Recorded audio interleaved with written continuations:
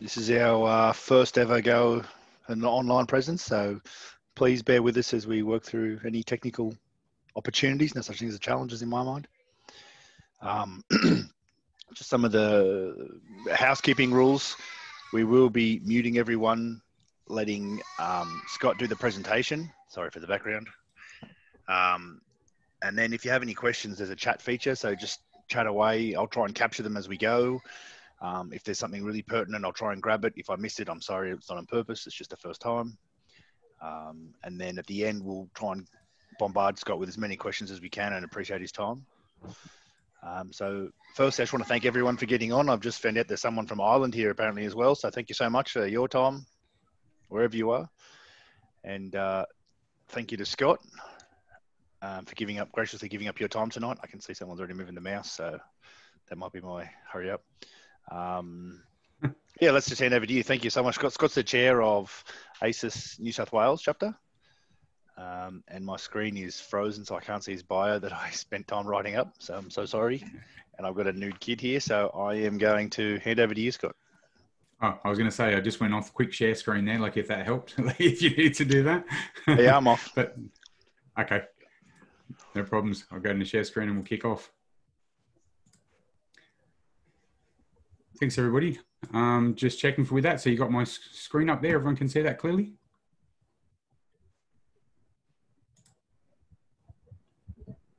Yep, good to go. Not as great. Okay, so thanks for the opportunity for running through and sharing this presentation with you. A couple of points, I suppose, that I'll just say up front with this.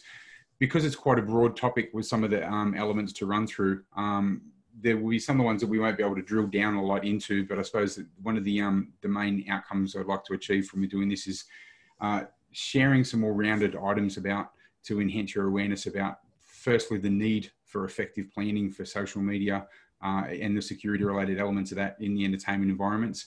To give you some examples, I suppose, how it's been used well, and also a couple of examples as to where it's been used poorly, and to talk about some of the different usages for it as well, because there's some quite diverse usages as part of the planning for it to be a really effective part of the overall risk mitigation strategy when it comes to with the events. So part of the use of social media, because there's obviously a variety of platforms and uses there, they keep on evolving. At its base level, people habitually share information on the social media. That's where they share their experiences, they share information. So from that point of view, it's a fantastic opportunity to obtain and utilize real-time information. That's one of the reasons why this is so important. The other part, I suppose, the reverse of the flip for that is that social media is also an increasing channel for issuing threats, and also from a communication point of view in and around different entertainment environments, movement and coordination between supporter groups, protest groups, a range of others. So there's a lot of data information out there. It's a really important data set. And part of it, I suppose, from a blunt point of view, is that it's a really important data set that currently, I don't believe a lot of organisations in and around the entertainment environments are using effectively. They're failing to use this properly and integrate it as part of their planning when they're getting together their operational information and plans. So some of the points, I suppose, that we also want to be covering off from the introduction of some of the main principles with that, and talking about the entertainment environment to, I suppose, set the platform for it. The entertainment environment, concerts, sporting events, a range of other parts, they're a key part, for with our culture, and it gets quite a diverse, large amount of people in that mass gathering area. We often describe it when we're talking about different sessions about it being the living rooms of the city is probably the other way to explain it. And so from a point of view, from a potential target, any incident that occurs at a major event obviously can have a catastrophic event. Multiple parts involved with that, about the mass number of people, not just about like in one's internal event, clustered people in regards to, in that second tier when they're pooling for checking and a range of others. So there's a lot of items to take into account when really mapping out and making sure that you're getting a very thorough plan, security and risk mitigation plan for with events. Sadly, and I suppose to give some real specific information for with that, we've advanced a little bit, I'd say, over the last couple of years, but there's still a range of items when it comes to this, the overarching security principles with the entertainment environments, let alone just this piece that we really haven't evolved with nationally. And there's a couple of reasons, that I believe behind that I'll expand on a bit later on. But for the people that I suppose that if this type of area or this type of discussion is a bit new to them, aside from the basic things that we would think of just about, safety and security being such a priority, there's so many competing priorities in and around the entertainment environments that sadly truly affect the decisions that happen with resource allocation, with security planning and a range of others for matters that really should be further down on the spectrum. So to give you some specific example, security principles and security, like effective items are often recommended, are reviewed, but the decisions are made not to implement those items, not from the fact, how it be purely based on their risk appetite. Part of it is because of commercial reasons. So they say, yeah, we recognize the benefits for these different protocols and these different measures, but we've worked out from our summary numbers that that's going to slow entrance time down by about 2.5 to 3 minutes per person. So it's going to cost us $30,000 at the food areas or $20,000 in the merch stand. And sadly, some of those factors, like you rate more highly when they're coming through and making some of these decisions, rather than obviously some of the key factors that we think are going to be that we consider being very important. The other part is obviously like with the actual sites where these events occur at as well, are iconic sites. So you've got a large amount of people in and around the event. And the thing is, like with the environments, especially for the sporting environments as well, you've got a large amount of groups that can be unified and highly emotive groups as well. So it's really important to take that into account. From when it comes to the actual event space and some of the items and risks that we talk about, when it comes to the approach that's supposed to be taken, and we talk about, mention the words, an all hazards approach. So some of the things, obviously not limited to, we take into account terrorism, crowd management, natural disasters, weather, a range of other things. The things that we hear then, like we talk about, come across as being, some of the bigger ticket items. But from that perspective, aside from those items, there's a range of other parts from the planning point of view that need to be taken into account. And one of the initial reasons that I'll say is that we talk about the benefits with social media monitoring and part of the planning is it's not just about the things that are occurring in and around this actual site or in and around this event. Information with regards to potential adjacent crime, information with regards to effect on transit and the flow and effects for those sort of things. A range of these things are items that definitely come into play that affect the operational elements with the event and a range of others. But often as part of that planning, as I said, we're not taking those sort of things into account. So the other point you can see there, I mentioned saying about with the security and safety improvements underpinned by that positive attendee experience. So when some of the items are put forward and recommended with these entertainment environments, be it in regards to electronic security measures, be it in regards to guarding measures, be it to procedural elements, a lot of those items, there's obviously an incredible amount of weight placed on that. But for just sharing, I suppose, some additional awareness and my perspective on that as well is some of the items that I can say that have been made in the entertainment environments nationally have been made by a false perception from these organisations, like your perspective of what they think the attendees, what weight they would place with those. There's very little communication and collaboration that goes out for checking, I suppose, how palatable changes and improvements to security elements around the entertainment environments are. So a lot of decisions are sadly being made because of those commercial elements I mentioned before, and because of a false perception in regards to how accepting people will be with those changes.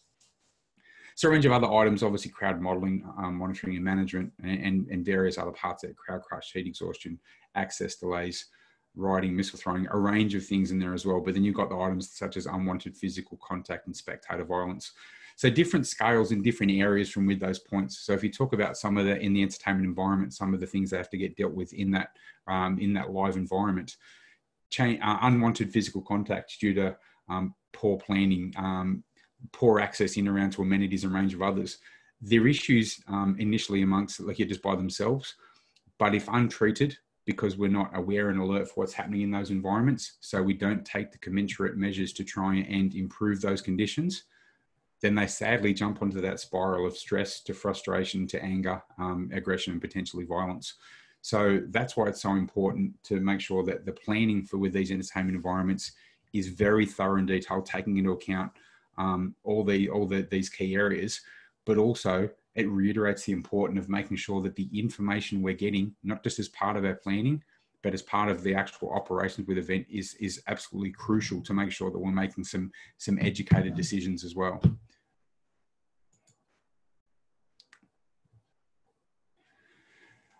So some of the other points that we've got, there is, as you can see, Mark Twain's quote, "A lie can travel halfway around the world while the truth is putting on its shoes."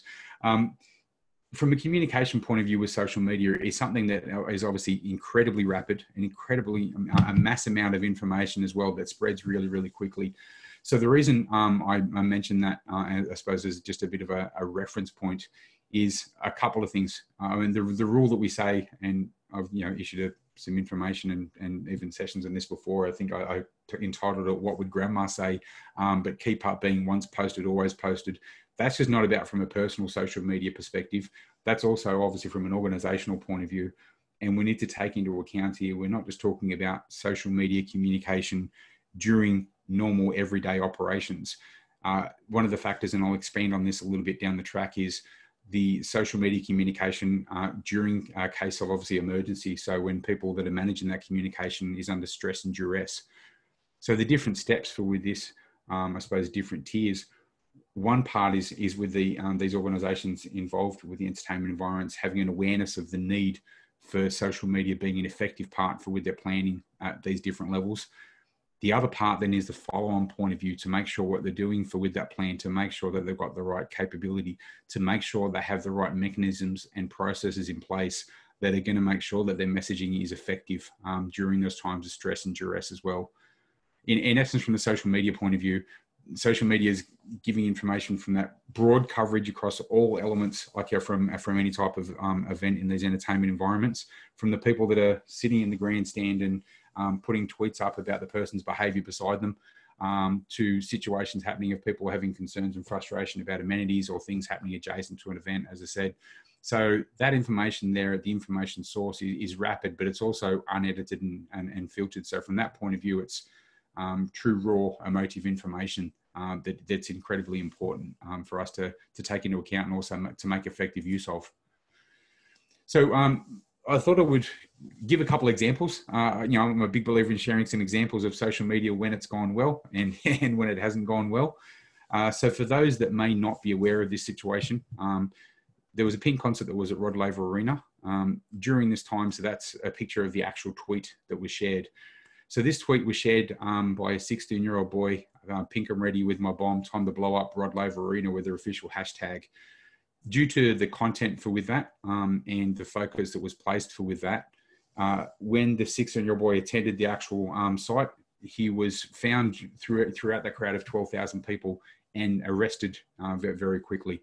So, I mean, the key part for with this, whilst the actual tweet itself, the intent behind that, like upon investigation, interview and review and others, didn't have that negative or that serious intent behind it. From that point of view, obviously, firstly, it's a test of the mechanisms and processes that I had in place for following, identifying what was happening there and following through to the actual follow-up action. But obviously, for being on the risk radar or something that based on the the communication there, they had to take that threat seriously and to take the proper response. This is a slightly different example for with those. So from memory, the numbers with this were about 55,000 people that were at this concert. So this gentleman there, Joseph Jackson, you can see a copy of one of his signs. There'd been some previous social media activity previous to this concert occurring. A range of things were getting said over Facebook, including our various threats, death threats, and a range of others. Previous to the concert occurring, there wasn't a lot of focus and attention placed on those items. But then in the shorter time frame pre that lead up, a couple of items were noted.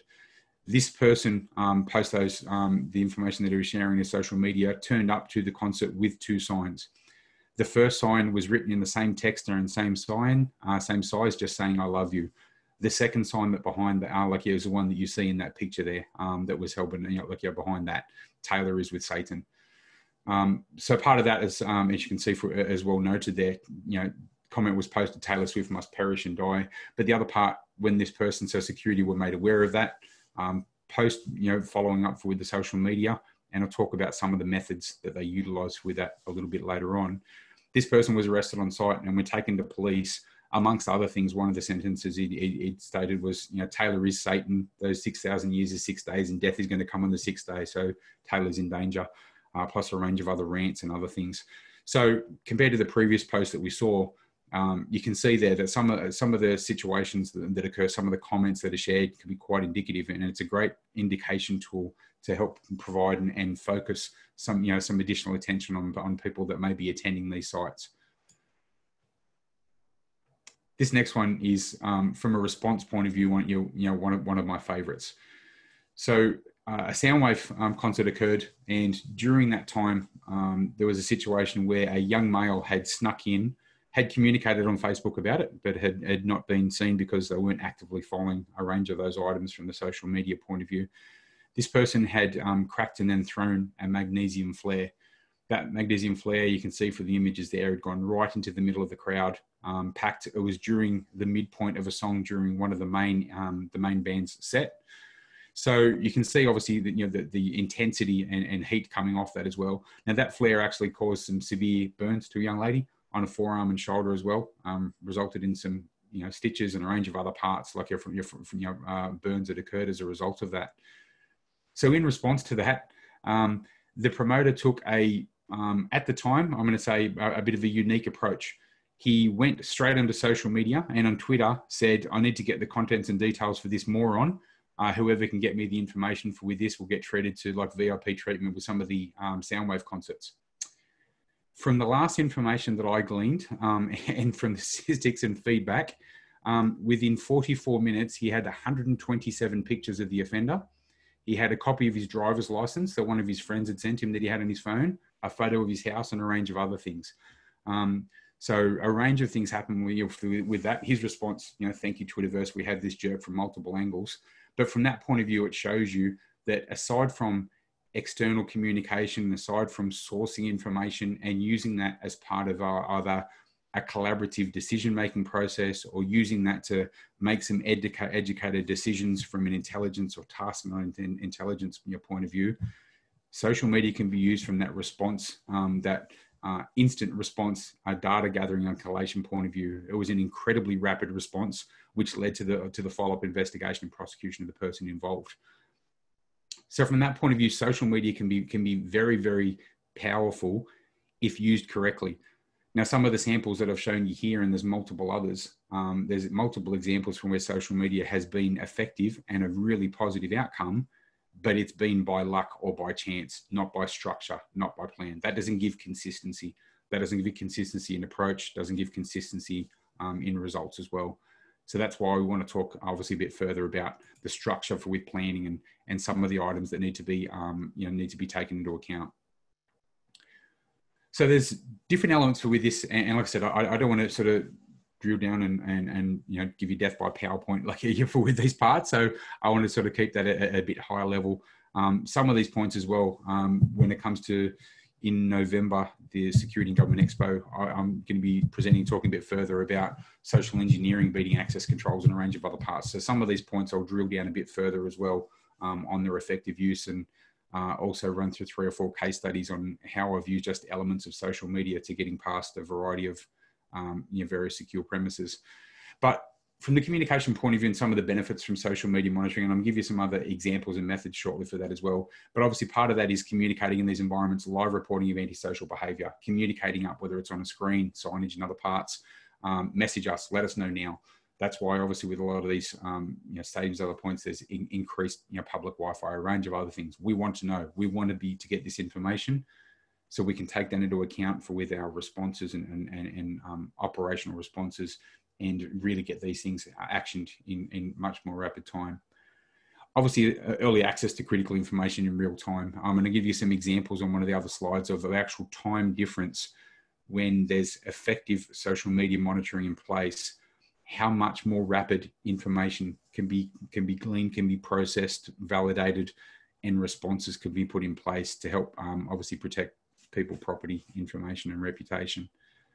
So part of this from the planning point of view is in those entertainment environments is making sure having that multi-platform social media deck monitoring set up. So one of the other slides, coming up, I'm going to show you some examples for that as well, and give you some of the information and even a couple of different organizations and frameworks that assist from that point of view as well. Some of the content that's going to get monitored is not just the activities, and part of the difference with some of the social media monitoring elements, you've got organizations like Trends Map, which I'll show you a sample of one of their response maps afterwards, can give you live active feedback on what's getting shared on social media and tweeted in the immediate environment. So part of that can be feedback information from these protest groups or other parts, can be specific information complaining about an item or situation on site. The other parts that I'm going to show you, data miner and a couple of other examples as well, work absolutely incredibly rapid for if a situation is occurring, because sadly people's natural response, rather than actioning it or jumping in to assist in others, is to jump on social media and share some content immediately. So it's also important for pre-event attendance intelligence. So some of the things that I mentioned before, it's not just about the support groups and other parts. Locations, where are they meeting, and like entry times. We're going to be coming in groups of 20 through this area, meet here first. I've seen and been involved in social media monitoring with entertainment environments where there's been sharing of information for how they're going to sneak alcohol into premises and a range of other things. Setting up like your public Facebook groups for people attending an event, and then sharing about the people that are going to come in with strollers and what they're doing with sharing the wine bladders and the hose at the back of the strollers. For any of the people that have been to Groove in the Moo and a range of others, Facebook groups setting up, saying about crash the fence, and they talk about what areas and what times they're going to be doing these things. So there's a lot of information out there that can be used very, very effectively for helping make live adjustments to resourcing and processes, responses that are occurring, as well as from the planning point of view. Another element of that is very underutilized is from talent support, not just with the fans, but also from the background point of view when it comes to the entertainment that are involved in any of these, obviously, entertainment environments. There's been quite solid success and at different scales, whereas part of with the security management planning and the operational elements that have been in place, pre-concerts occurring with bands and lead-up bands, that from doing actual social media review of the demographic of the people involved in and around their events, previous social media review of the actual events and feedback on what occurred, gives a massive amount of intelligence that can adjust, that can sometimes lead to cancellation, like if with that entertainment that's booked, or adjustments of protocols and a range of other things. But it's a specific data set of information that I said is just quite often not checked. The other part to mention there, and I suppose before I jump back onto some of the other entertainment environment samples, to give you a very recent retail client example that I was personally involved in. One of the social media monitoring programs that I utilize, I have my client set up, I have key search words set up, key phrases, key items. So I track that and get this information as live as possible.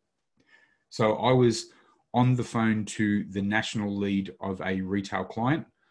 Whilst on the phone, during that phone call, on my other phone, I got the ding with an update from this program because it hit a couple of my different parts. One being about for a violent incident, and second being for with this retail client and brand. So I quickly checked on and clicked onto that. I asked the person to hold on for a moment. I've had an indication about something relating to them. It was involving over in Western Australia around a retail environment where there'd been a situation where there'd been a stabbing, post-heated discussions that commenced from a variety of elements, toilet paper shortages, an additional conflict. A person had came back to site and had pulled a blade and had stabbed somebody in the back. So I was actually on the phone getting that there was a person that was in very close proximity to what happened. Within 18 seconds of that happening, that person had already posted and put that on Twitter. So I got that live update because of that flag. Now this program that I utilize, then because it does a verification and validation of that person being in that area, it shares that information and then flags any related elements. So as a variety of other people were posting and commenting and sharing content about this specific incident, I was getting the running stream for that. So I could follow basically in a live, I'm going to say citizen-based eyewitness journalist environment, the rolling information, what was happening. So due to this situation, I was on the phone. I advised the national loss manager. He placed me on hold, made a phone call, added a person into the call. So we were able to organize, dispatch, send support resources, advise the actual retail store that was inside that shopping center what was occurring before they had even heard it, because they just heard some loud noises outside. Support resources were sent across and a range of other things. This happened 18 minutes before anything hit the news. So from that point of view, and some of these things, 18 minutes for this point of view, obviously carries a certain amount of weight. Some of the other points I'm going to share with you shortly, where similar results have been occurred, for example, from that advanced notification around the Pulse nightclub, around what happened in and around Barcelona with Los Ramblas, a range of other things, are incredibly powerful, especially in volatile, dynamic environments. Every minute counts, and the information that we're getting and that we're sharing can directly translate to saving lives. So it's crucial, especially as part of this, security and risk mitigation plan, that we utilize this information and we utilize it effectively. One other point that I thought I'd mention here, where semi to do with the entertainment environment and some other parts. I was doing some consulting in the Middle East, and as part of it with that, because I suppose just different people's awareness of and acceptance of the importance of social media monitoring and what can occur. This assistance I was providing was to do with with the World Cup, and we're talking about with some of the sporting groups there and what happens with behaviour and conduct and social media and a range of other things. And so from reviewing some of the plans, I asked a very specific question. I said, aside from any part, we run over the on-site security measures, we've run over contingent plans there and emergency management range of others. Let's talk about something different now that you've got some of the members of this VIP team here. And one of them jumps on Twitter and says, I'm going to go to the souk for dinner, can't wait, and just puts that tweet out. Based on if it's one of the high profile people, and with the amount of people here, you can take for granted, there's going to be a sizable response. So I asked the question, so how would you deal with that? The response I got back was, look, if they're going to put a tweet and then go out, I mean, really, nothing's really going to happen with that. No one's going to see it. So, and it's fine. And we've been there. It's pretty safe. The reason I share that is obviously with some of these sporting groups and with the reactivity on social media as well, social media protocols in and around for the talent, be it sporting teams, be it other performers in the entertainment environment, is another piece of advice and support that can just be so powerful, because what happens is they don't understand the potential flow-on ramifications for with that. So it's just something I suppose is a bit of a bolt-on from a slightly different angle that I thought there was some benefit in sharing as well. So to give you, I suppose, an example, and one of the programs I mentioned, I think I've mentioned Transmap, and there's a couple of others. Lucky this is with relation to one of the items from Data Miner as well.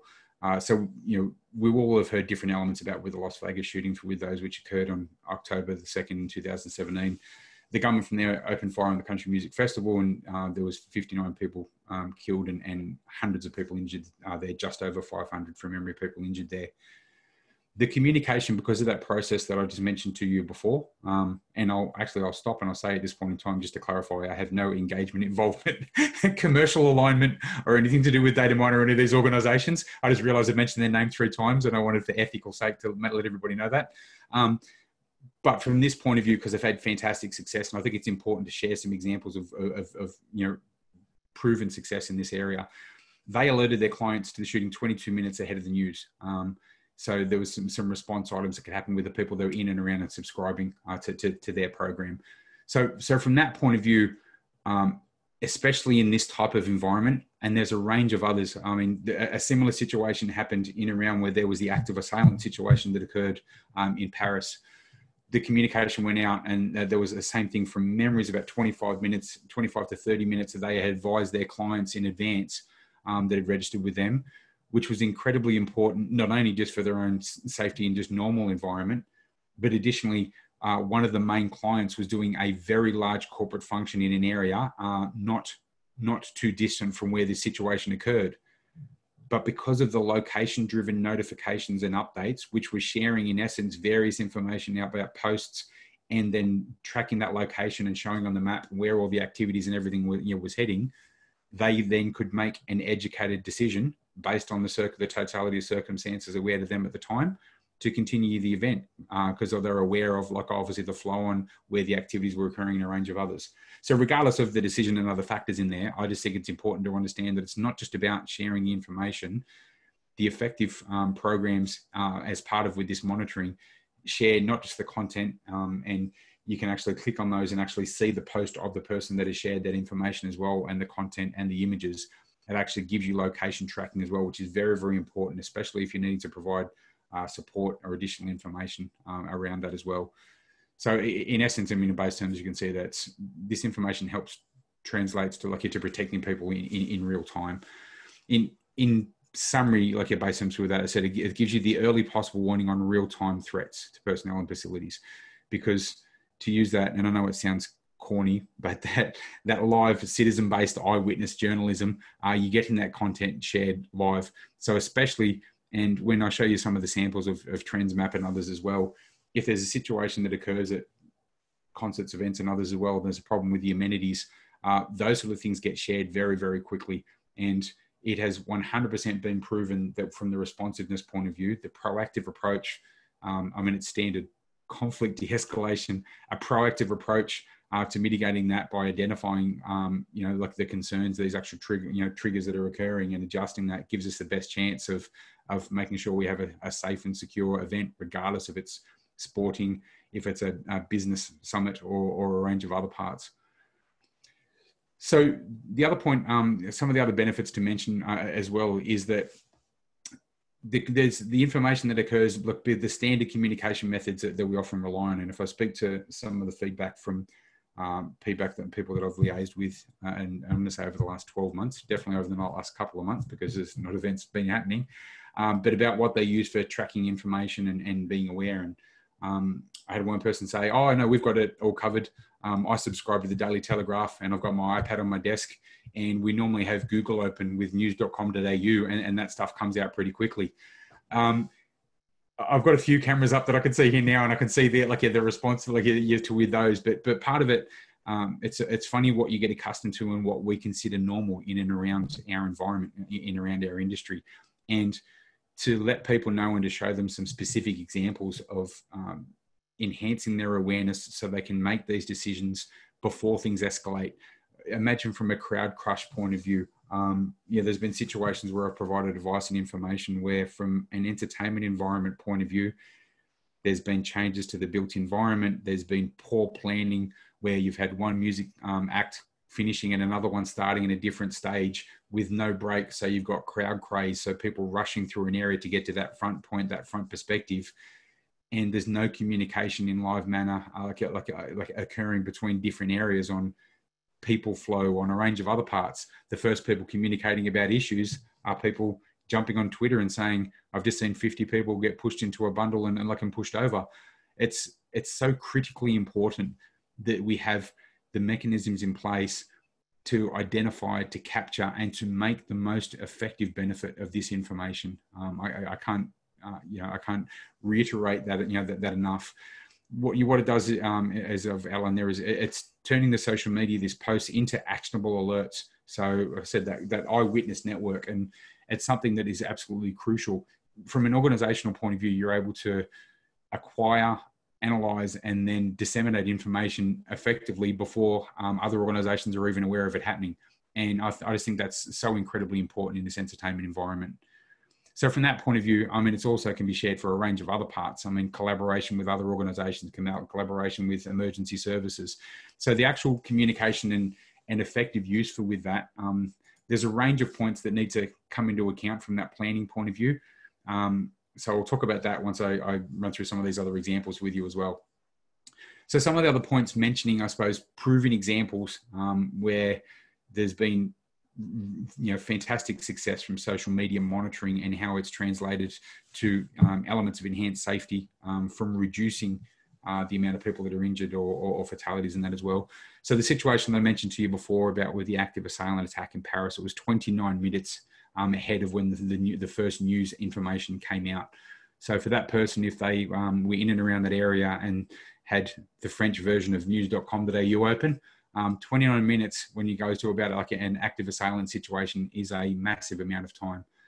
Dubai high-rise fire, 7 minutes after the fire started, communication getting shared. The Pulse nightclub, when that was first communicated, the feedback, the first social media information came out within 1 minute and 30 seconds of that occurring. But this was 42 minutes ahead of the actual news. The information was getting shared. Union Texas mass stabbing, 6 minutes after it began. And you can see the Los Ramblas vehicle attack 22 minutes ahead of the news.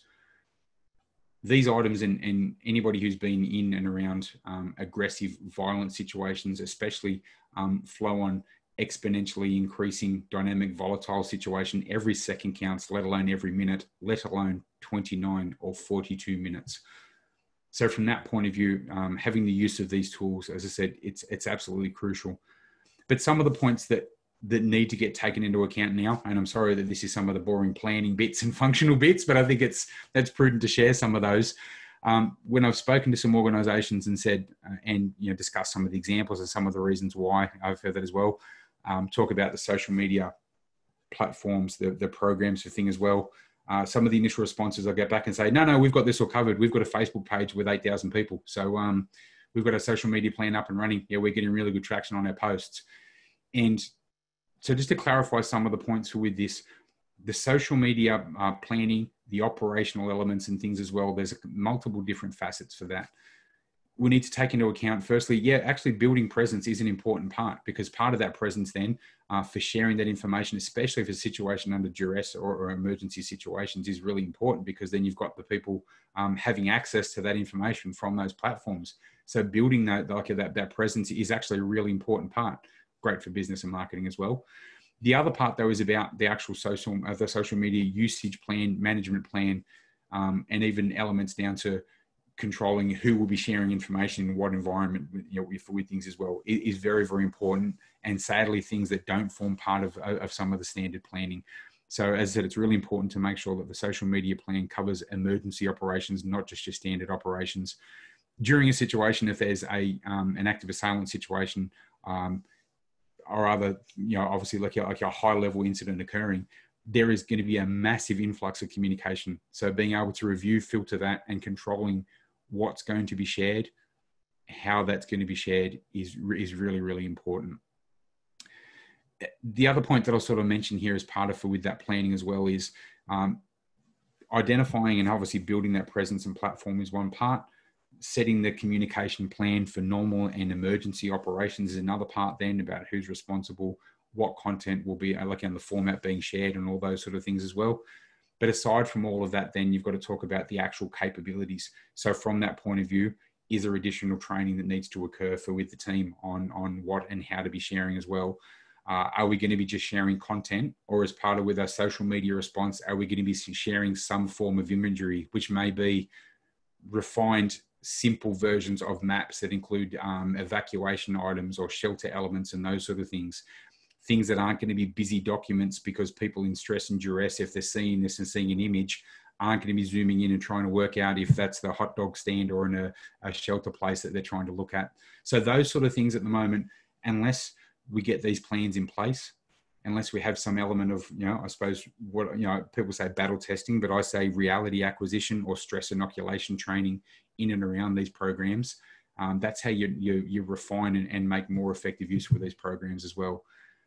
The other part is, as I said, the planning for that, and especially during emergency operations as well, it can be used for what we're sharing information, who we're collaborating with. So all those points, it's really important to make sure not only that we had that presence and content, but as I said, the training and the protocols are right.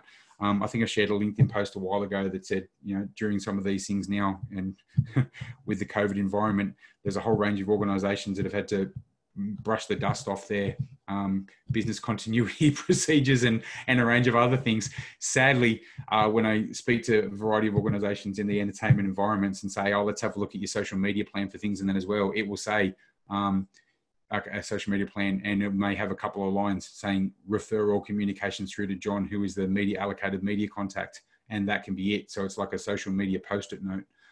It's just something, as I said, that I think is really, really important. So to give you, I suppose, a couple of examples like I feel with that, this is example for Trends Map. Oh, Scott, best session ever. This is obviously a live one. So thank you for you guys down there that are sharing that on Twitter. That's fantastic. So aside from the colored stuff that, yes, I obviously added in just for additional impact and bonus in there, this is just a sample slide like for showing you for with these, that in an area as well for with samples like Trends Map, you can click on for with that and zoom in to find in an individual, very small area, specifically what is getting shared in that live environment. So it adjusts live as you're watching that. So from that perspective, it's just another great example of that from that information feed where you can be getting this rolling content.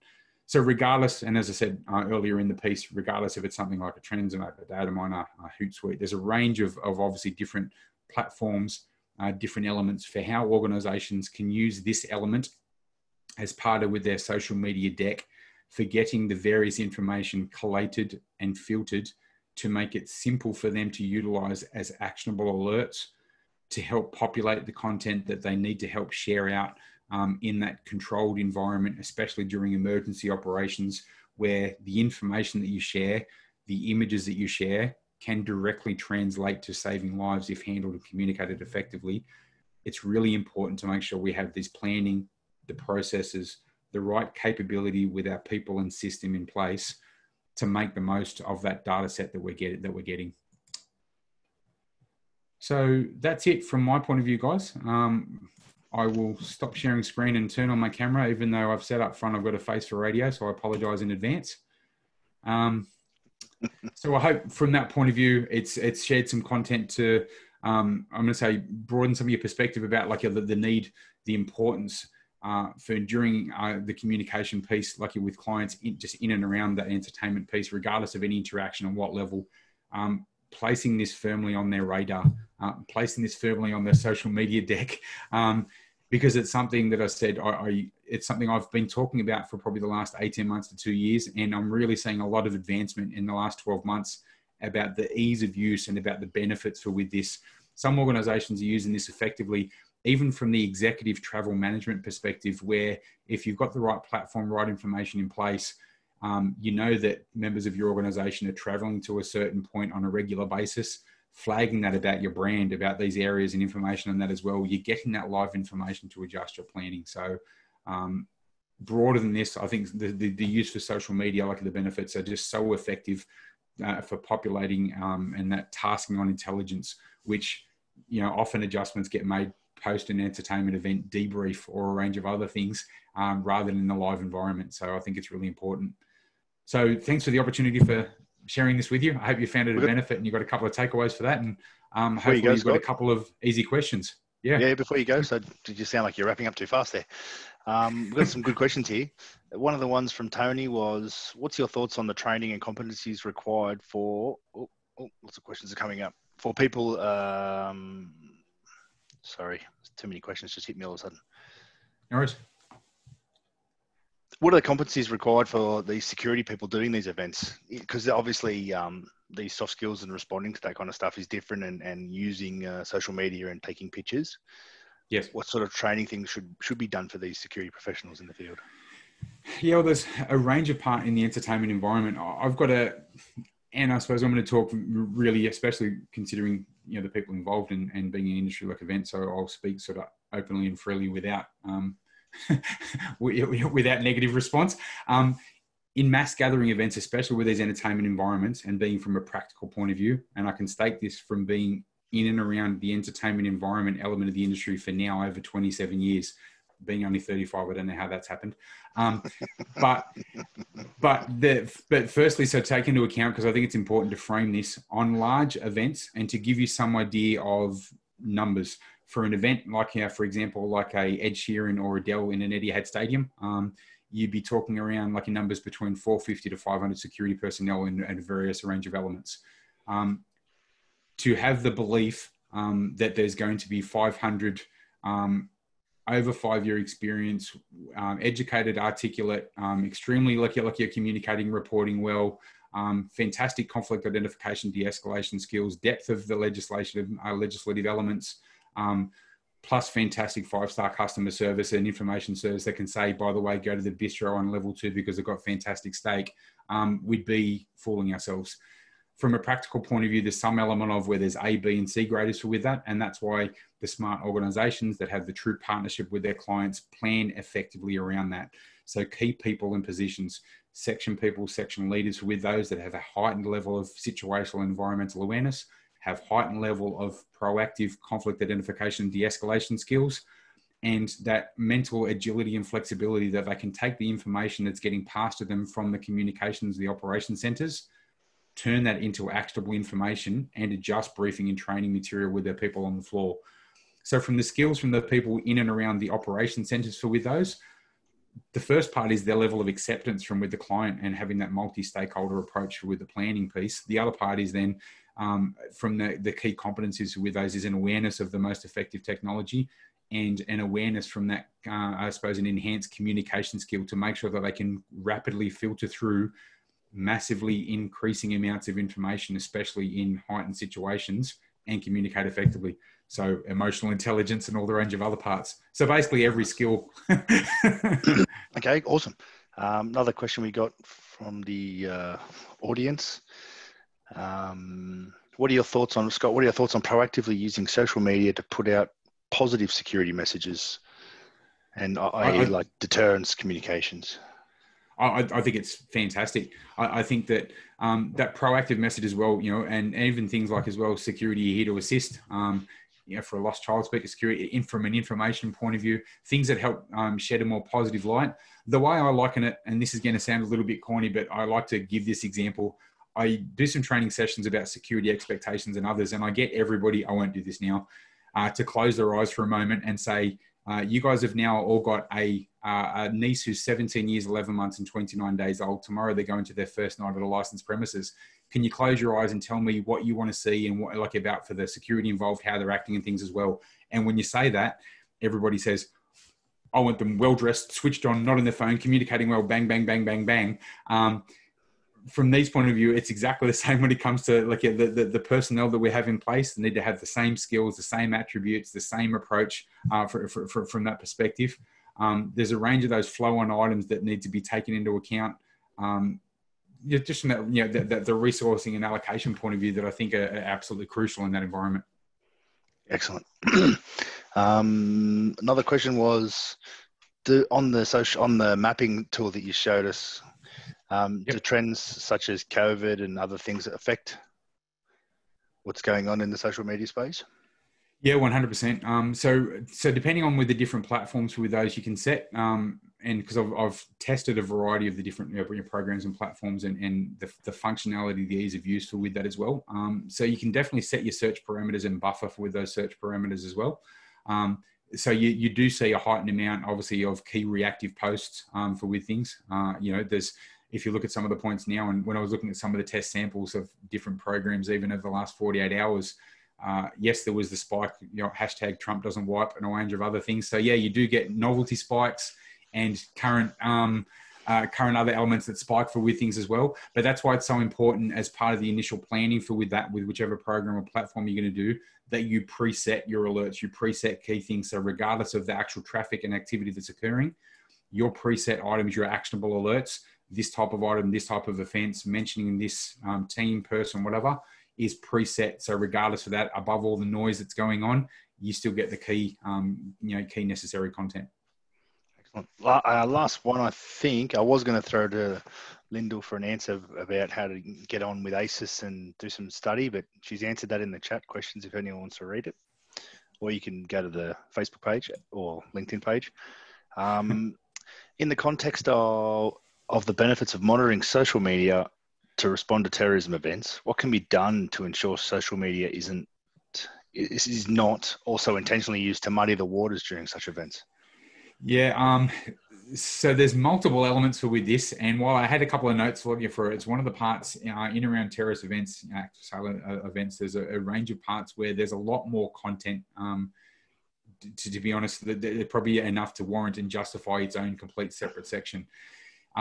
Filtering from the communication point of view and how that's shared, there's a range of elements around that. There's also sadly proven samples where there's been terrorist events, where there's been active assailant events, where people that are actually got their phones out and are sharing things on social media streams, and members of, when there's multiple offenders, are looking at that social media and adjusting what's occurring based on what they're seeing, where police are set up, what response is happening, what time they're coming in, and a range of other things. So that whole, all the elements with regards to that, with the framework, how it's used effectively, when and when it shouldn't be used, what content, it's something I suppose that I wouldn't want to touch on lightly. I'm happy to share some more information, or even share my thoughts in a bit of a summary document around that. But suffice to say, there's a lot of things that that occur that can adjust the information feed, but also the use with that social media content. So it's something that very much needs to be taken into account. And as I said, linking back to a previous point, it's such a crucial part of testing your communication elements under stress and duress. To share, and I'm mindful of time and others, but to share a really specific example, one of a high-profile financial institution, I did some work with them where, aside from training programs, I ran some what I call reality acquisition. Reality acquisition and stress inoculation is testing the systems, but in such a realistic environment that it helps prepare people for the follow-on social and emotional elements, which I think is another really important part that isn't talked about enough. But it also battle tests your resources and even the physical elements. So as part of with this, I actually ran a situation where in this multi-level financial institution office, they had given us open access. During this time, I had brought some people with me for role play actors. So during the time, they knew there was some certain scenarios going to occur, and we had normal resourcing numbers on. So we ran an active assailant situation. I was the offender. I'm an innocent, humble guy, but for whatever reason, I was chosen as the angry guy. During that time, when I took one of my own people hostage, because I didn't want to put somebody else through that high level of stress and duress, we ran it normally. So we actually had people in the control room. We're running real communications. We're recording that.